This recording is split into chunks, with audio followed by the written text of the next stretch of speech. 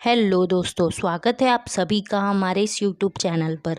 दोस्तों, आज की इस वीडियो में मैं आपको एक्सप्लेन करने वाली हूँ पोयम नंबर 2, जिसका नाम है an elementary school classroom in a slum. सबसे पहले तो आप इस टाइटल का मतलब जान लीजिए।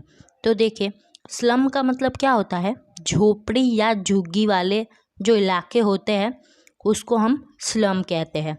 आपने देखा होगा बहुत बड़े बड़े शहरों में कि एक तरफ शहरों की चकाचौंध होती है, कई बिल्डिंग्स होती है, टेक्सटाइल्स होते हैं, और एक तरफ जब आप देखोगे ना तो झोपड़पट्टियाँ होती है और वो बहुत लंबा फैला होता है।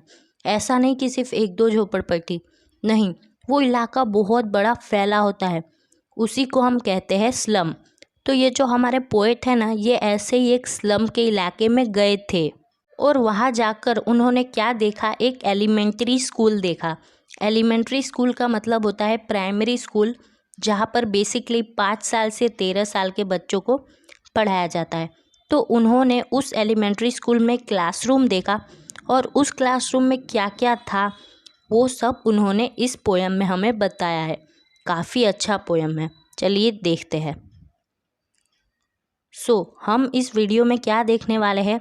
हार्ड वर्ड्स देखेंगे, लाइन बाय लाइन एक्सप्लेनेशन देखेंगे, फिगर ऑफ स्पीच देखेंगे, समरी भी देखेंगे, एट लास्ट इम्पोर्टेंट क्वेश्चंस भी देखेंगे। तो वीडियो काफ़ी इम्पोर्टेंट है। तो देखिए, इस पोयम के पोएट है स्टीफन स्पेंडर। ये बहुत इम्पोर्टेंट है, आपको ध्यान में रखना है। इस पोयम का थीम है social injustice and social inequality, यानी कि समाज में जो इनजस्टिस हो रहा है, जो भेदभाव हो रहा है, उसके ऊपर ये पोयम बना हुआ है। तो देखिए, मैं आपको लाइन बाय लाइन एक्सप्लेन करती हूँ। Far far from gusty waves this children faces like rootless weeds, the hair torn round their pallor. तो ये जो पोएट है ना, वो उस क्लासरूम में गए थे और उन्होंने बच्चों के चेहरे देखे, और बच्चों के चेहरे को देखते हुए पोएट कहते हैं कि इनके चेहरे को देख के ऐसा लगता है कि ये लोग गश्ती वेव्स की दुनिया से काफ़ी दूर है। गश्ती वेव्स का मतलब होता है स्टॉर्मी वेव्स, यानी कि समुद्र के तूफ़ानी लहरों की दुनिया से ये लोग काफ़ी दूर है। कहने का मतलब ये है कि ये लोग फ्रेश इन्वायरमेंट और हेल्दी इन्वायरमेंट से काफ़ी दूर है। ये लोग एकदम वीड्स की तरह है। वीड्स का मतलब अनवांटेड प्लांट्स, तो ये लोग एकदम अनवांटेड प्लांट्स है। उनके जो हेयर है ना, वो भी काफ़ी ख़राब है, मतलब उन्होंने कॉम्ब नहीं किया होगा, और उनके चेहरे से साफ पता चल रहा है कि इनका भविष्य कुछ भी नहीं होने वाला है। मतलब कि उनका भविष्य पोएट को एकदम धुंधला धुंधला दिख रहा है। अब अगर मैं इन दोनों लाइंस के फिगर ऑफ स्पीच की बात करूँ तो देखिए, फर्स्ट लाइन में देखिए फार फार, यानी कि वर्ड्स रिपीट हो रहे हैं, तो ये है रिपीटिशन। एंड सेकेंड लाइन में देखिए लाइक वर्ड इस्तेमाल किया गया है, तो यह है सीमिली। अब थर्ड लाइन देखिए, the tall girl with her wave down head, the paper swimming boy with red eyes, the stunted unlucky hire of twisted bones, reciting a father garnet disease, his lesson from his desk at back of the dim class, one unnoted sweet and young, his eyes live in a dream of squirrel game in tree room other than this। तो अब poet हमको बता रहे हैं कि उस classroom में कैसे कैसे बच्चे हैं। सबसे पहले तो एक टॉल गर्ल है जिसने हेड डाउन किया है, इससे हमें पता चलता है कि उसकी ज़िंदगी में कितना स्ट्रेस है। सेकंड, वो देखते हैं एक पेपर जैसे लड़के को, यानी कि एक ऐसे लड़के को जो काफ़ी पतला है और उसकी जो आंखें हैं एकदम रैट की तरह है। अब रैट क्यों कहा गया है उसकी आँखों को? क्योंकि जिस तरह से चूहा एकदम खतरनाक सा एक्सप्रेशन देता है, उसी तरह इस बच्चे ने भी एक्सप्रेशन दिए हैं, इसीलिए उसके आँखों को रैट के आइज़ के साथ कंपेयर किया गया है। तीसरे बच्चे को पोएट ने अनलकी कहा है। अनलकी क्यों कहा है? तो देखिए, सबको अपने पूर्वजों से बहुत अच्छी अच्छी चीज़ें मिलती है, विरासत मिलता है। आपने ये अक्सर देखा होगा कि अगर आपके दादाजी लंबे हैं तो पापा लंबे होते हैं और फिर आप लंबे होते हो। उसी तरह ये जो बच्चा है ना, इसके पूर्वजों से एक बीमारी चली आ रही है। इसके फादर को भी था और अब इसको भी है। कौन सी चीज़ की बीमारी? ट्विस्टेड बोन्स की बीमारी, मतलब इन लोगों के बोन्स ट्विस्ट है। अब इस बीमारी की वजह से ये जो बच्चा है ना, ये अच्छे से लेसन भी नहीं पढ़ पा रहा है। लास्ट में हमको पोएट एक और बच्चे के बारे में बताते हैं जो एकदम लास्ट में बैठा है, उसे कोई नोट नहीं कर रहा है और वो बड़ा स्वीट है और यंग भी है। उसकी आंखों में एक सपना है कि वो स्क्विरल की तरह यहाँ से वहाँ घूमे, पेड़ों को देखे और इस दुनिया को देखे जो हरा भरा है। तो आई होप आपको पहला वाला स्टेंजा अच्छे से समझ आ गया है। अगर मैं आपको इसका फिगर ऑफ स्पीच बताऊँ तो थर्ड लाइन में देखिए, the paper seeming boy with red eyes. तो उस लड़के को पेपर के साथ कंपेयर किया गया है, लेकिन हिडन कंपैरिजन है, इसीलिए ये मेटाफर है। फोर्थ लाइन देखिए, the stunted unlucky heir of twisted bones reciting a father's gnarled disease. So ये है क्लाइमैक्स। क्लाइमैक्स क्यों है? क्योंकि यहाँ पर ये जो सेंटेंस है इसका मतलब जो निकल के आता है ना, वो असेंडिंग ऑर्डर में है। जैसे कि पूर्वज, पापा और बेटा, ये बीमारी उसके पूर्वजों में थी, फिर पापा में आई, फिर उसमें आई। तो इसको हम क्या कहते हैं? इसको हम कौन सा फिगर ऑफ स्पीच कहते हैं? क्लाइमैक्स। देखिए मैंने आपको फिगर ऑफ स्पीच बहुत डिटेल में एक्सप्लेन किया है। अगर आप देखना चाहते हैं तो मैं नीचे फिगर ऑफ स्पीच का आपको लिंक दे दूंगी, वहाँ मैंने बहुत सारे फिगर ऑफ स्पीच समझाए हैं। फिर देखिए next, his lesson from his desk. तो यहाँ पर हीज रिपीट हो रहा है, तो ये क्या है? रिपीटिशन है। फिर आता है at back of the dim class one unnoted sweet and young. तो ये जो बात है ना, इसमें बहुत सारे कॉन्ट्रास्ट मेकिंग वर्ड्स का इस्तेमाल किया गया है, जैसे कि अननोटेड, स्वीट एंड यंग। ये सब क्यों इस्तेमाल किया गया है? ताकि लाइन और भी अच्छा दिखे। तो ये है एंटीथेसिस। लास्ट में देखिए, सॉरी लास्ट में मत देखिए, उसी के बाजू में, his eyes live in a dream. तो ये है पर्सनिफिकेशन। चलिए अब बढ़ते हैं सेकंड स्टैंजा की तरफ। यह है अपना second stanza. On sour cream walls donation Shakespeare head cloudless at dawn civilized dome riding all cities. अब पोएट हमको बताते हैं कि उस क्लासरूम में क्या क्या चीज़ें थी। तो सबसे पहले शेक्सपियर की एक तस्वीर लगी हुई थी, स्काई ब्लू कलर का बैकग्राउंड था और उनका जो सर है वो एकदम डोम की तरह था। डोम का मतलब होता है राउंडेड रूफ। आपने देखा होगा मस्जिद वस्जिद कैसा उनका सीलिंग होता है, एकदम गोल जैसा। तो उसी तरह से शेक्सपियर का हेड था और इन्होंने बहुत सारे शहरों को घूमा है, मतलब ये बहुत सारे शहरों में घूमे हैं क्योंकि ये बहुत बड़े पोएट थे। तो एक इनकी तस्वीर लगी हुई है। दूसरा क्या लगा है? बेल्ड फ्लावरी टायरोलिस वैली। टायरोलिस वैली एक वैली है ऑस्ट्रेलिया में, बहुत सुंदर है, तो उसकी तस्वीर लगी हुई है।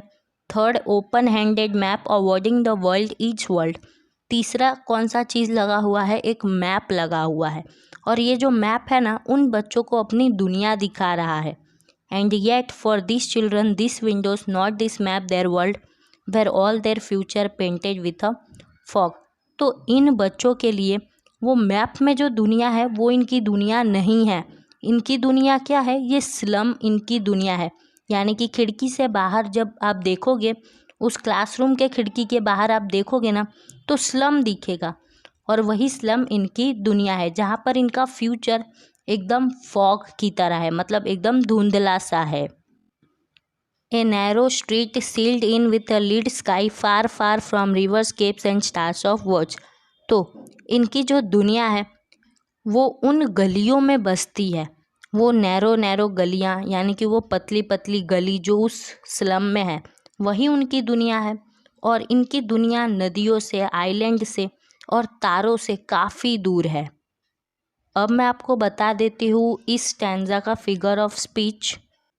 तो 8th नंबर का देखिए, cloudless at dawn civilized dome riding all cities. तो ये है पर्सनिफिकेशन, क्योंकि यहाँ पर पर्सनिफाइड किया गया है।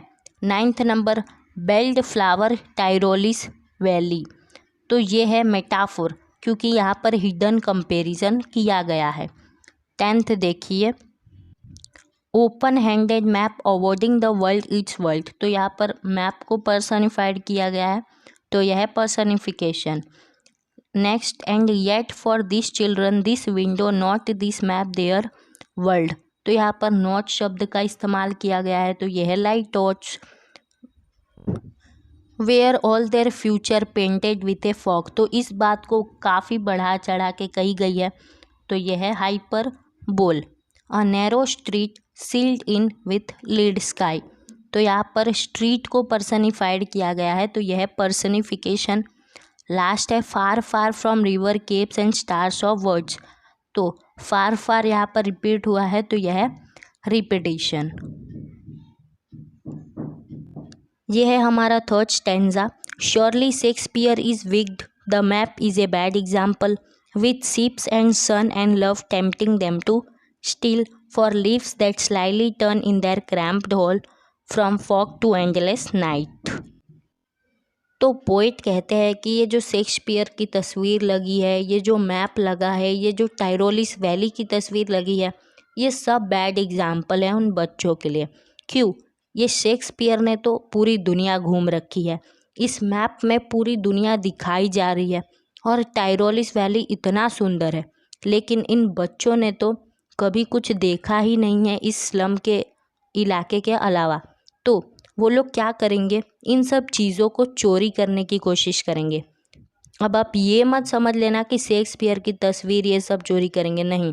इन बच्चों को ये शिप्स, ये सन, ये प्यार, ये सब कभी नहीं मिला है, तो ये लोग इन्हें चोरी करने की कोशिश करेंगे। इसीलिए पोएट इन सब एग्जाम्पल को बैड एग्जाम्पल कहते हैं। इनकी जो दुनिया है ना, वो तो इसी होल में है।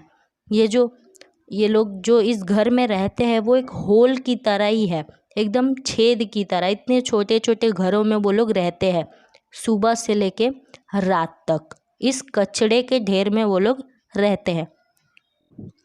On their slag heap these children wear skins peeped through by bones and spectacles of steel, with mended glass like bottle bits on stones. All of their time and space are foggy slum, so blot their maps with slum as big as doom. तो ये जो बच्चे हैं ना, ये लोग इस कचड़े के ढेर में रहते हैं, ये मैंने आपको बता दिया।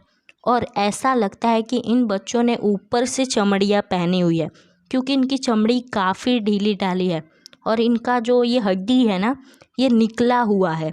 और इन लोग चश्मा भी लगाते हैं, ये लोग चश्मा भी पहनते हैं, लेकिन किसका? स्टील का, जो काफ़ी भारी है। उसमें भी जो कांच लगा हुआ है ना, वो जोड़ जोड़ के ये लोग ने लगाया है। और इनका जो पूरा टाइम है वो कहाँ बीतता है? इसी स्लम में बीतता है। इसीलिए पोएट ऐसा कहते हैं कि उस मैप में इन बच्चों का जो इलाका है स्लम, उसको भी निशान कर दो, वहाँ पर घेरा लगा दो। ऐसा पोएट कह रहे हैं कि उस मैप में इन बच्चों का जो इलाका है स्लम, उसको भी घेरा लगा दो।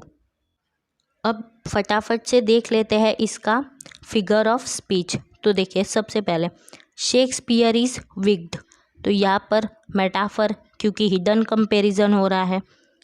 With ships and sun and love tempting them to steal, तो यह है पर्सनिफिकेशन।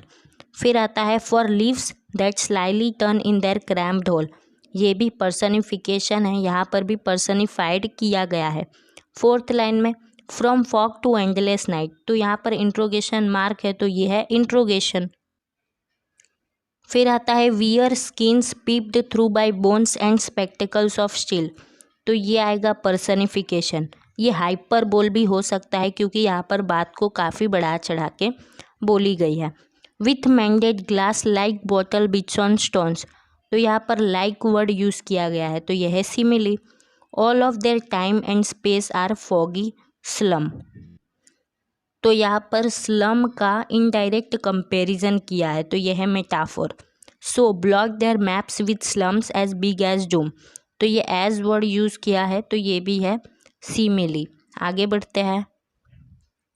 अब देखिए, ये है last stanza. Unless governor inspector visitor this map becomes their window and this windows that shut upon their lives like catacombs break open till they break the town and show the children to green fields and make their world। तो fourth stanza में poet कहते हैं कि जब तक governor, inspector, visitor यहाँ पर नहीं आएंगे, इस कंडीशन को नहीं देखेंगे, इनमें सुधार नहीं करेंगे, तब तक इन बच्चों के लिए तो यही इनकी दुनिया बनी रहेगी। ये लोग कभी भी हरियाली या फिर अच्छी दुनिया तो देख ही नहीं पाएंगे और इनका पूरा जीवन कैटाकॉम्ब में ही गुजरेगा, मतलब कि तहखाने में ही गुजरेगा। यहाँ पर स्लम को ही तहखाना कहा गया है। फिर पोएट कहते हैं कि ये सब कुछ तोड़ दो और मतलब कि ये चेन तोड़ दो और बाहर निकल जाओ और इन बच्चों को ग्रीन फील्ड दिखाओ, हरे मैदान दिखाओ और इनकी दुनिया बना दो। Run azure on gold sands and let their tongues run naked into books the white and green leaves open history that's whose language is the sun. फिर पोएट कहते हैं कि इन बच्चों को खुले आसमान के नीचे जो बीच का सैंड आता है वहाँ पर दौड़ाओ, इन्हें अच्छी अच्छी बुक्स पढ़ाओ, इन्हें हरियाली दिखाओ। और लास्ट वाली जो लाइन है ना, काफ़ी अच्छी है। पोएट कहते हैं कि इतिहास उन्हीं का हुआ है जिन्होंने सूरज की तरह मेहनत की है, मतलब कि जो सूरज की तरह तपे हैं, इतिहास उन्हीं का हुआ है। तो आई होप आपको क्लियर होगा। अब चलिए देख लेते हैं इसका फिगर ऑफ स्पीच। तो सबसे पहले देखिए, अनलेस गवर्नर, इंस्पेक्टर, विजिटर, तो ये डिसेंडिंग ऑर्डर है। गवर्नर सबसे बड़े आदमी होते हैं, फिर इंस्पेक्टर और फिर विजिटर, तो ये है एंटी क्लाइमैक्स। देन देखिए, this maps become their window and this Windows, तो ये है दोस्तों पर्सनिफिकेशन। फिर आता है दैट शट सॉरी तो फिर आता है that shut upon their lives like catacombs. Like word का इस्तेमाल किया है तो क्या है, सिमिली है। Break o break open till they break the town. Break break break क्या है, रिपीटिशन है। And show the children to green field and make their world, तो ये जो बात है काफ़ी बढ़ा चढ़ा के कही है, तो यह है hyperbole. Run azure on gold sands and let their tongues, तो ये है मेटाफोर, क्योंकि यहाँ पर सैंड को गोल्ड के साथ हिडन कंपेयर किया गया है। Run naked into books the white and green leaves open, तो ये है एंटीथेसिस, क्योंकि यहाँ पर ऐसे ऐसे वर्ड्स का इस्तेमाल किया गया है ताकि एक्स्ट्रा पोइटिक इफेक्ट आए। At last history that's whose language is the sun, ये है एनास्ट्रोफे। एनास्ट्रोफे का मतलब होता है जब सेंटेंस का जो नॉर्मल ऑर्डर है वो बदल दिया जाता है, मतलब सेंटेंस में जो वर्ड्स हैं उनका नॉर्मल ऑर्डर जो होता है उसे बदल दिया जाता है। जैसे कि यहाँ पर देखिए, history that's whose language is the sun, तो ये पढ़ने में अच्छा नहीं लग रहा है। पहले आना चाहिए था द सन, उसके बाद ये सब आना चाहिए था, तो यहाँ पर वर्ड्स का ऑर्डर बदला है, तो ये है एनास्ट्रॉफी। तो यहाँ पर ये पोयम ख़त्म होता है। चलिए देखते हैं इसकी summary. So in this poem poet क्या डिस्कस करते हैं, सोशल इनजस्टिस और इनइक्वालिटी के बारे में, यानी कि समाज में जो भेदभाव हो रहा है, जो इनजस्टिस हो रहा है उसके बारे में। वो एक क्लासरूम में जाते हैं, एक स्लम वाला इलाका है, वहाँ के क्लासरूम में जाते हैं और बच्चों को ऑब्जर्व करते हैं कि ये जो बच्चे हैं ये हेल्दी और फ्रेश इन्वायरमेंट से काफ़ी दूर है। पहले वो एक लड़की को देखते हैं, फिर वो एक बहुत पतले लड़के को देखते हैं, फिर वो एक अनलकी लड़के को देखते हैं और फिर वो एक यंग लड़के को देखते हैं। फिर वो वॉल्स को ऑब्जर्व करते हैं। वॉल्स पे क्या लगा होता है, एक शेक्सपियर की इमेज, एक मैप और एक टायरोलिस वैली की इमेज। ये सब बहुत बैड एग्जाम्पल है अगर हम सिचुएशन के साथ कंपेयर करें तो। फिर पोइट कहते हैं कि गवर्नर, विजिटर और इंस्पेक्टर को कुछ करना चाहिए, इन लोगों की कंडीशन बदलनी चाहिए। फिर पोएट बच्चों को ये सलाह देते हैं कि तुम लोग ये चेन तोड़ो और इस वर्ल्ड को एंजॉय करो। एट लास्ट देख लेते हैं इस पोएम के इम्पोर्टेंट क्वेश्चंस। देखिए, मैं आपको ये अश्योरिटी नहीं दे रही हूँ कि यही क्वेश्चंस आएंगे same to same 100%, but yes मैं आपको ये अश्योरिटी दे सकती हूँ कि अगर आप इन चारों क्वेश्चन का आंसर देने में एबल हो तो आप इस पोएम से जो भी क्वेश्चन आ जाएगा ना, आप इजीली उससे कोप अप कर पाओगे। तो सबसे पहला सवाल है, what is the theme of the poem? Social injustice and social inequality. Second, give the description of children's तो बच्चों का आपको डिस्क्रिप्शन देना है। सबसे पहले एक लड़की थी, फिर दूसरा एक लड़का था जो काफ़ी पतला था, देन थर्ड कौन था? थर्ड था एक अनलकी बॉय जिसको विरासत में ट्विस्टेड बोन्स मिले थे, और चौथा था एक बहुत ही स्वीट यंग बॉय। आपको इसका डिस्क्रिप्शन ज़रा डिटेल में देना है। Third, what were the objects on the wall and why they are bad examples. तो वॉल्स पे कौन कौन से ऑब्जेक्ट्स थे? एक मैप था, एक टायरोलिस वैली की तस्वीर थी और एक शेक्सपियर की तस्वीर थी। सिचुएशन के साथ कंपेयर करें तो ये काफ़ी बैड एग्जाम्पल थे। आपको इसे इलाबोरेट करके लिख देना है। फोर्थ है, who all should change the condition of people living in slum area. So governor, inspector, visitor, इन लोगों की ज़िंदगी बदलने की ज़रूरत है। तो दोस्तों यहीं पर ख़त्म होता है ये हमारा पोयम। होप सो आपको सब कुछ क्लियर होगा। अगर आपको कोई डाउट है, चिंता मत करो, कमेंट सेक्शन है, वहाँ पर कमेंट डाल दो। और अगर आपको ये वीडियो अच्छा लगा ना तो यार कमेंट प्लीज़ कुछ अच्छा सा कमेंट कर दो कि पढ़ते ही मेरा दिन बन जाए, और इस वीडियो को लाइक ज़रूर कर देना। मैं मिलूँगी आपसे एक अगली धमाकेदार वीडियो में, तब तक के लिए बाय बाय, टाटा एंड आवजो।